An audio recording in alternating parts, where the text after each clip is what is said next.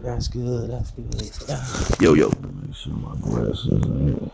What's up? It's Nesto, and you're watching the Hit List. And today, our guest tonight represents a true independent grind. Coming from the south side of Indianapolis, Chucky Workclothes has spent years building his name through consistent release, live shows, and a catalog that reflects dedication to the craft. This is my guy, so you know what I'm saying? I really don't even have to read all that. Like, I fuck with Chucky Workclothes. No. He's definitely who he says he is. He's Chucky Workclothes. He's a hustler, and he's out here getting it. What's up with you, Chuck? Man, chilling, man, working, man. Appreciate that intro, man. That was dope, man. Appreciate you. Thank you, sir. Just like with everybody else, bro, I want to start with, where does Chucky's story start? As far as like, you know, getting into rap. Well, where did your story start? Not musically, but personally. Well, I was born 1984, Methodist Hospital, Indianapolis, Indiana. I think when I was in like second grade, my mom and her husband, we moved to Rockford, Illinois. So I actually went to like second through fourth grade in Rockford, Illinois. Okay. And then from there we moved to Fort Worth, Texas. So I went to like fourth and fifth grade out in Texas.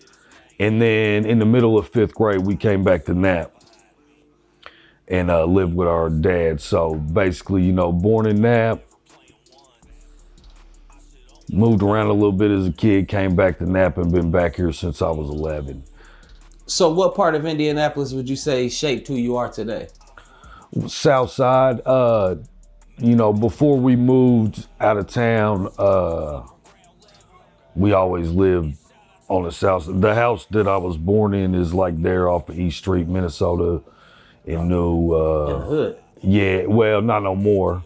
They knocked it down and built a big, nice house there now. Gentrifying it? Yeah. Okay.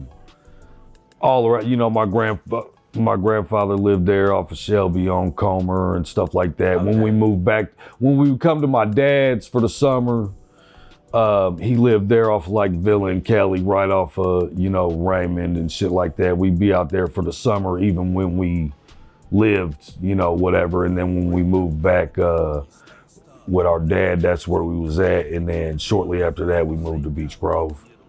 Okay, so yeah. So before rap, what path did you think that you was gonna take? I don't know, man.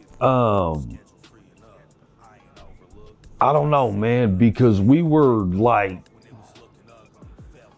man, we was kind of, when I was young, man, I'm blessed, man. I was doing a lot of things that my kids ain't doing, man. I don't think I had much, what's the word that I'm looking for, man? Aspirations, maybe? Aspirations, but I guess I really didn't know where I was going, man. Gotcha. We started drinking and smoking and hustling and everything like 8th grade, you know what I mean? Okay, so you was young. That's like 13. Yeah. Yeah, you know, and in trouble and just I guess getting comfortable being a fuck up at a young age, man. I don't think it was really until I had kids. Really, when I started rapping, the rap gave me more like, man, I can do this. So it gave you something that you could be, that was your, what you yeah. Yeah, I'd say, you know, that, and then, you know, just when you have kids, you finally get, you know, and then, you know, going to jail, I always tell the story about when I got to the work release center, man, all these people that I would have bent over backwards for. I'm at the work release center, you know, Riverside, the old one on Pennsylvania. Okay. All these friends that I got, all these people that I would do, you know, anything for, they won't even pick me up and give me a ride to the Pizza Hut. You know what I mean? I'm walking 12 blocks to the bus stop downtown, the old one on Ohio. So I think shit like that really gave me a do-it-yourself. No matter what, you the only one you got, or the only one you should be dependent on anyways, kind of attitude and stuff like that. I can definitely understand. Yeah. So what was the moment when you realized music could be serious? So when I first started out, we was in a group, duo. We was a duo, Big Chuck and Joey Soufside. Okay. Joe came back from prison and he had a stack of raps, just like, you know, a crazy book of raps and a bunch of songs, man. And I can't remember the name of the first program. It might have been Cool Edit Pro or something. We got one of the programs and started recording ourselves. Gotcha. And some of the shit that he was doing, it was dope. Also, I had an apartment in Lake Piedmont. Okay. And when you come out of the back there on Carson, there was a little plaza right there. And there used to be a little CD store there. Yeah. And they used to have a lot of local shit in there. So I was stopping by there getting CDs, whatever. I'd buy it just to listen to it. And I'm listening to it. And I ain't gonna lie, I had to listen to a lot of it like, man, Joe's better than these tapes that I'm playing, you know what I mean? Yeah. So I strictly started rapping because I was inspired by how good he was and I wanted to help him, whatever. And so that's when I started rapping too, man. Oh, that's kind of fire. So yeah. So then, how does that split then? How does you and Joey, because you guys aren't a group anymore, right? Nah, he kind of, you know, somewhere, you know, kind of, I guess, maybe lost his passion to do it for a while, because you know it goes and it comes and stuff like that. So back then, when he really didn't want to do it no more, I was fully, you know, I gotta do it. I'm fully engaged in it. Yeah, I'm gonna keep going, man, because once I started doing it, I developed a passion for it and I just love doing it, man. And it got more and more. Not to mention, we made a lot of stuff happen like quickly. Right. Yeah. Okay, so why did you choose the name Chucky Workclothes? Chucky Workclothes is, to me, it always sounded like some like mob shit like that you would hear like on The Sopranos too. Not to mention the Workclothes shit. One of our first songs, we used to work at Pizza Hut and then had the apartment at Lake Piedmont and had the little booth. And one of the first songs we did on the intro, I said, "We don't trick to these hoes. We in our work clothes." And then my favorite rapper of all time is E40. He used to give himself 5, 6, 7, 8, 10 self-proclaimed names. Right. So from the beginning, you know, when we was Big Chuck and Joey Soufside, that was the duo. Chucky Workclothes was my name, just like an alias that I gave to myself. So then when, you know, I started doing my solo shit, that was just what it was. Plus, I feel like, you know, people love the name. It's something when you hear it, you don't easily forget it. Right. Yeah. It do stick with you. Yeah. Like Chucky Workclothes. Yeah. So it wasn't about like being a blue collar worker. It is too. Yeah, it's about hard work. It's about representing all of that. You know, like I said, the first time we said it, we don't trick to the hoes, we in our work clothes. You was really in your work clothes. Yeah, 100%. Yeah, that was all facts. Yeah. Yeah. We was about representing that, man, and representing hard work, period, man.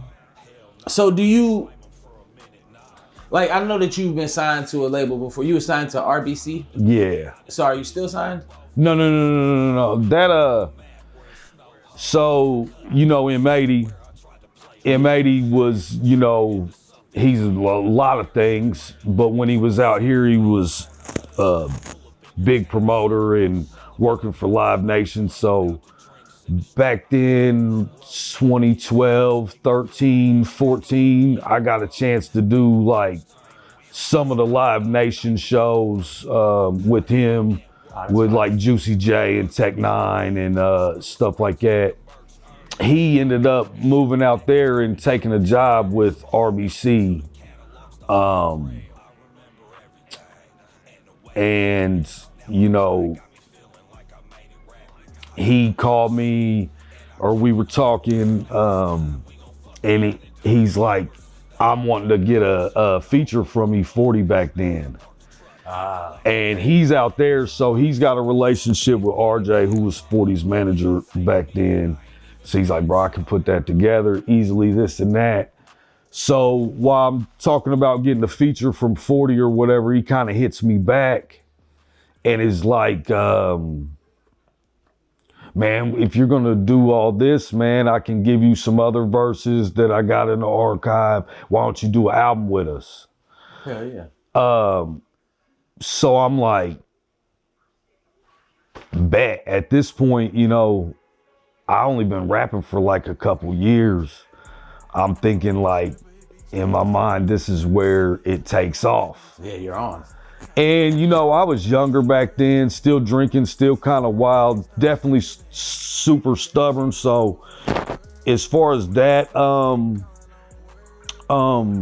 situation, I dropped they were pushing me to push more to the digital side. Yeah. My whatever. And back then, dude, I would still sell, you know, 1,500 CDs of yeah, easy. Yeah. So they were like telling me not to do stuff like that. And I was still doing stuff like that. Okay, so they was moving into the streaming realm, and you was still on the block with it. Physical with it, yeah. Got you.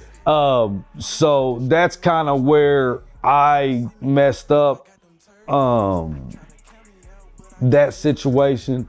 There was other situations on their part that I know it's tough to be signed. But... Yeah. So what ended up happening out of that situation, at the end of it, the money that they had given me, which was not a lot, right?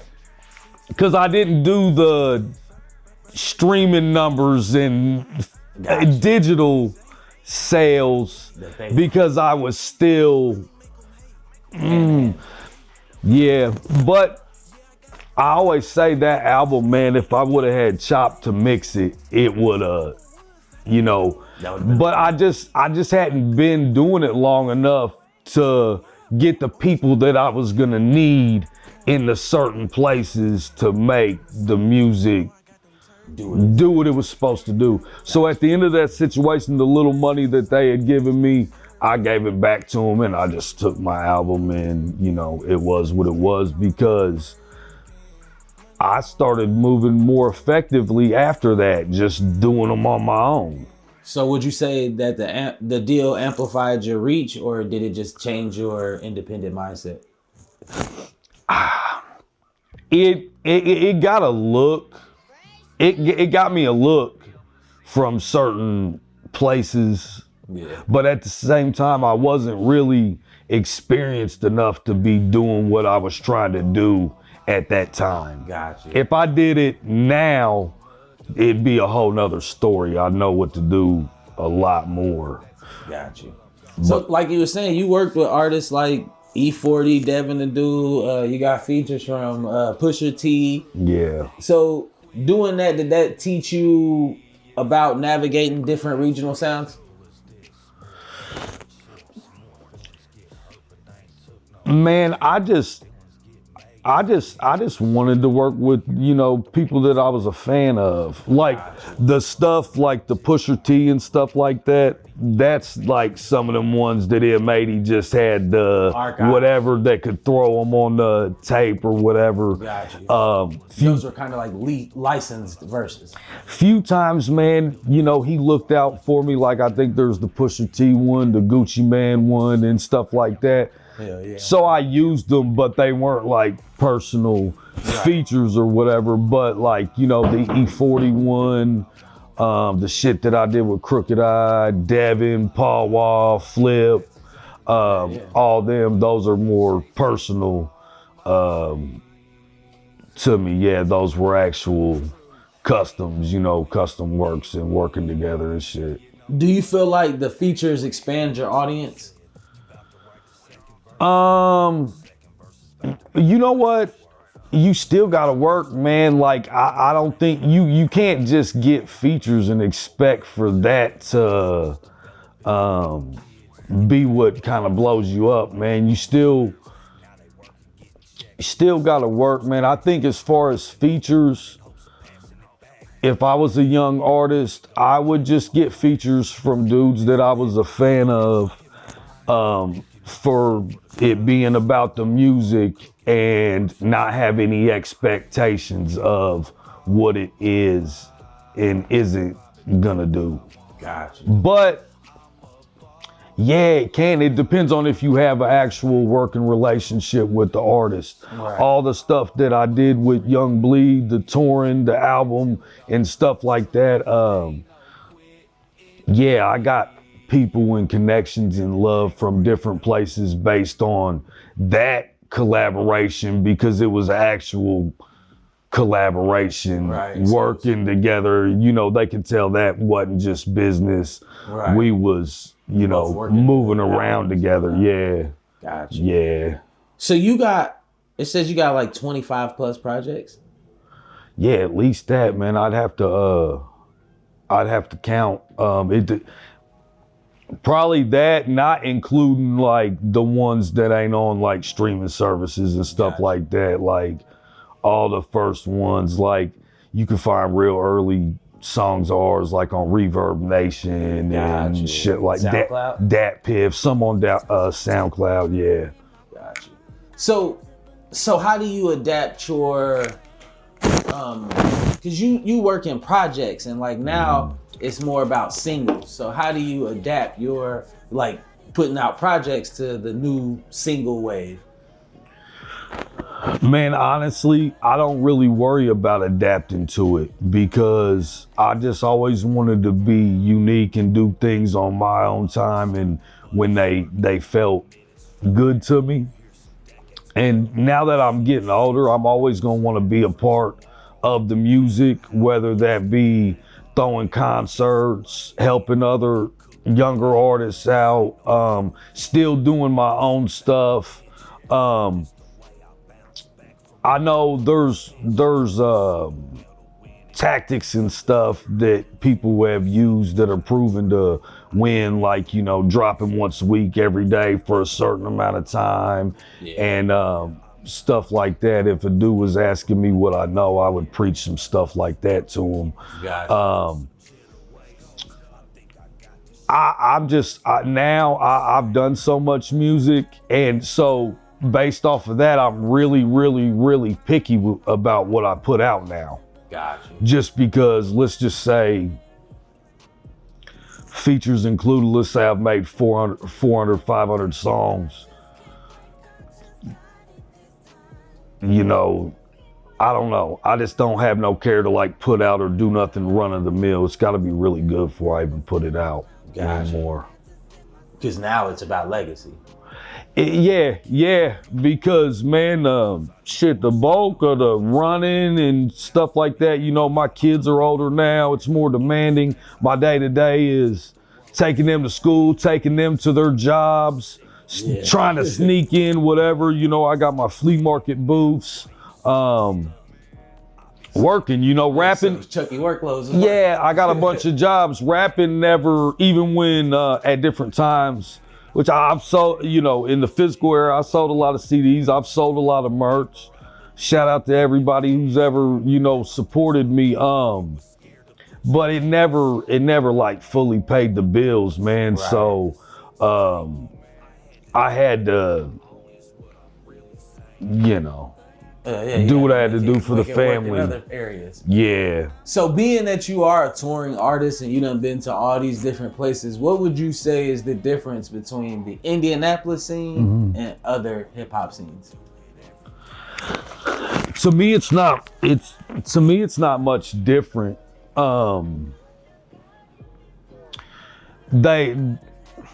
always, no matter where you're from, they're always going to teach you, or they're always going to treat you different when you're not from there. They're going to watch you a little bit closer. They want to see what you're going to do. They're going to show a little bit more love, you know, when you do your thing. I just think it's like that everywhere, man. Indianapolis, I feel like as a city has grown a lot over the last like 20 years. Like I always tell people, I remember when there was never no traffic jams on 465. Now certain times of the day, I won't even hit that motherfucker. I'm gonna say, you know, I'm gonna have to wait till after 7 to go wherever I'm going, man. I ain't never even thought about that, though. That's facts. Like, there was a time when it wasn't no traffic jam. Like, not like that, you know. It might slow down for a second and then you're off there. Yeah. No, the city, if you think about, the city is the same size. The metro, Fishers, Noblesville, Greenwood, Plainfield, Avon, everything around, is making the metro it's almost bigger. It's all building up. Yeah. So I think the city is becoming more like a bigger metro area to where, man, there's so many people doing their thing. How would you say the youth should move about coming up in Indianapolis now? Like, if you were starting over today, what would you do?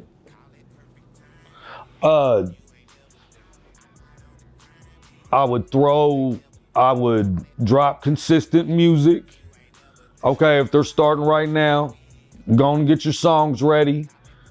Start dropping one a week. Maybe one video a month.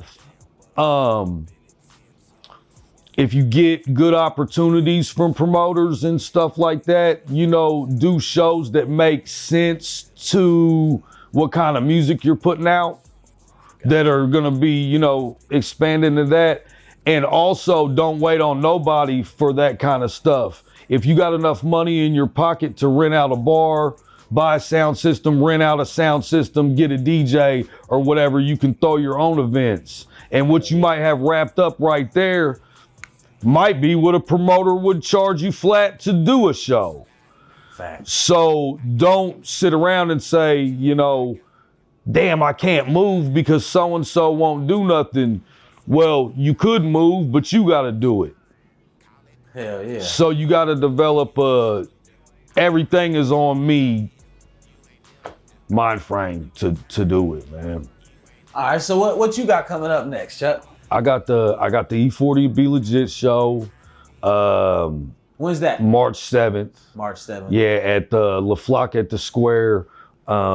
It's kind of like, it's off West 38th there, right before, when you get off the highway, right before you get to Lafayette Road and stuff like that. Got you. Mm-hmm.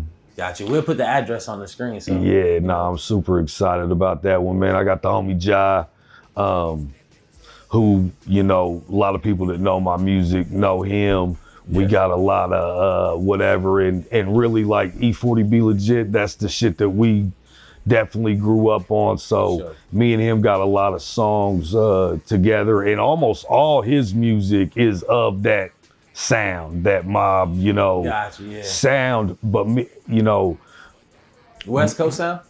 Yeah, for sure. Northern Cali, and a lot of my older music is of that sound, but I always tried to mess with all the sounds. God. You know what I mean? But yeah, everybody that knows my music knows that, yeah, them dudes are big influences to us. So part of you being the Southside legend that you are is the concert series that you were putting on. Are you gonna bring that back? No, that's coming back. Yeah. Yep, that's official. That's coming back this year, August 29th, man. Same spot. We got it worked out. So yeah, 2412 East Raymond, Monster Bash 4. Yeah, that's coming back this year. That's fine. I already got one of our artists. We're gonna try to do something new. Yeah, it's gonna be a big deal, man. I'm super excited about it. It's February now. Yep. Yeah, and we working on it now. So yeah, it'd be a whole 6-month run on it. Yep. All right. So what do you want your name to represent in the Indianapolis music scene history? Like when people look back and they see Chucky Workclothes 20 years from now, what do you want them to see? Man, I never sold my soul, never tried to do anything that wasn't me, because music was changing, times was changing. I did what was authentic to me, worked hard, took care of my kids. There ain't too many people running around that could tell you some legit stories that make me look like a bad guy, and I never stopped working on my craft, because if I sit down and I do a rhyme or do a feature for somebody or whatever, man, I take the longer I've been doing it, just like anything else, somebody does it for a long time. Somebody's framing houses. You better believe after 20 years of framing houses, the dude takes great pride in every one that he does. Right. So I just want to be remembered as somebody who kept going, always got better through the consistency and the repetition of doing it. Didn't do no sellout shit, goofy shit, trying to make it. Stayed, who he was. And shit, that's about it, man. And not to mention, it's for them and for myself, because I like doing it, man. In the middle of doing this shit, man, I've helped a lot of people out. Facts. You know what I mean? Facts. I've never been, whatever. I've provided a lot of stages and a lot of opportunities and stuff like that for a lot of people. And I did that for them, and I did that for me too, because I always like doing it. Well, yeah, that's real shit though. Yeah. All right, man. So what's the song that you're going to be doing for us today? All right, so I got an unreleased song, man, and it's called Gamble. And I'm gonna be dropping that. It's gonna be on the Work Nowitzki project, dropping, sometime this year. Bet. We're gonna get right into it. Yes, sir. Ain't shit coming overnight, man. Motherfucker had to bust their ass in this shit. Motherfucker had to almost get there a bunch of times before a motherfucker got there, man. That's why I'm working Nowitzki. So what you like, dog? I'm compulsive like I gotta gamble. They say God won't give you what you can't handle. Big work, I'm a bunch of bricks. Every morning at the shop, trying to scratch my itch. I filled your plate, now you acting funny.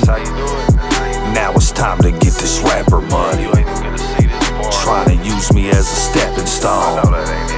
Now y'all the first ones I'm stepping on. Don't hold no punches, call it how I see it.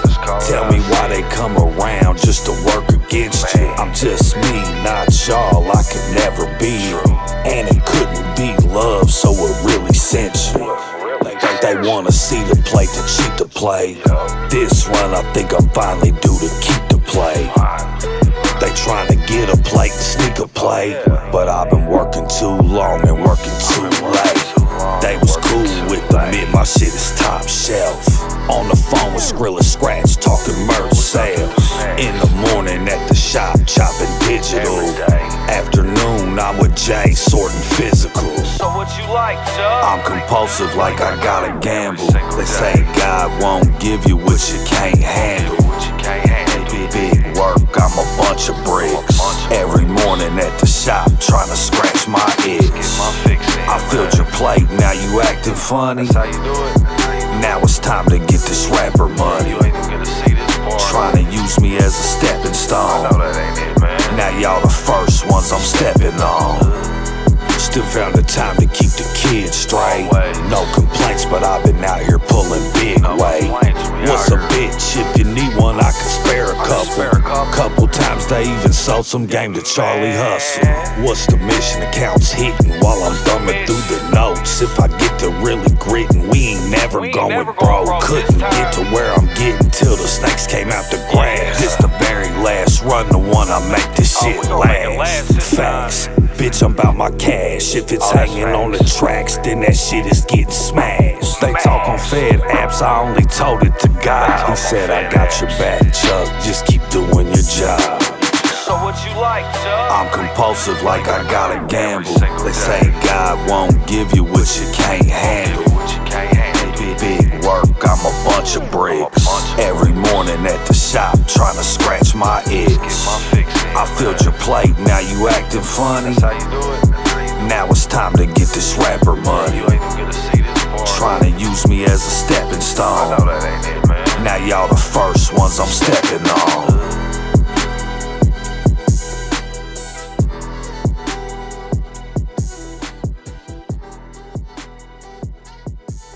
All right, so Chuck, anything you want to tell the people before we get out of here?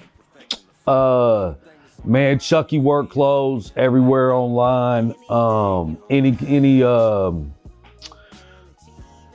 sports card collectors, vintage collectors, man, hit me up. I got a couple booths at the Southside Flea Market here in Indianapolis. I deal all day, every day in sports collectibles. There's new stuff coming in and out the shop every week. Be on the lookout for the Monster Bash 4 coming back this year. Shout out to everybody, from 203 Pull Up Grill. Shout out my dude Jay, man. Shout out everybody. Man, shout out everybody trying to do it, man. Shout out everybody having their way. I hope you make it, man. If there's anything that we can do for each other, hit me up. Man, let's work. Hell yeah. That's what's up, man. Thank you again, Chucky Workclothes. I appreciate you, man. It's the hit list, man. We out.